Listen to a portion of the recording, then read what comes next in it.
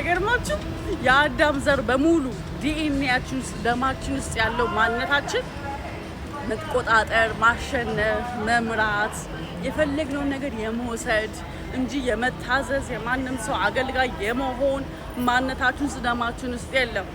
ተወልደን ምንም ያህል ከፍ ሳንል ሰዎች ሲነግሩ እንኳን ደስ አይለን። ህፃናቶች ይሄን አርጉ ስትሏቸው ደስ አይላቸውም። ለምን? ማንነታቸው ውስጥ አለ፣ ክብር አለ፣ ዲግኒቲ አለ።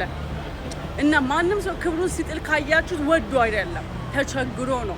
ችግር ነው ዝቅ የሚያደርገው ክብርን እንድትጥል የሚያደርገው እንጂ ማናችንም አይምሯችሁ ውስጥ የሚጸጽት የሚወቅስ ማንነት አለን። ክብር የሚጥል ነገር ማንም ሰው ሲያደርግ ውስጡን አጥንቱን ነው የሚበላው። ያውቃል፣ እውቀቱ አንሶት አይደለም።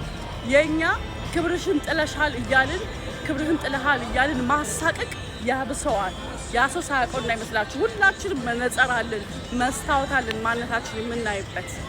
ብንችል እናበረታታው፣ ከችግሩ እናውጣው።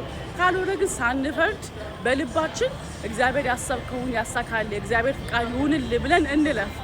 ሁሉም የምታዩት ይሄ ጻድቅ የሚመስለው ሰው በሙሉ አንድ ሰሞን ሌባ ነበር፣ አንድ ሰሞን ቀማኛ ነበር። በአንድም በሌላ ሁላችንም ኃጢአት ሰርተናል። ለመኖር ስንል እችን ምድር ለማሸነፍ ስንል ለመብላት ስንል ስለ እውነት አሁን እኔ እየደገፍኳቸው አይደለም ክፉ የሚሰሩ ሰዎችን።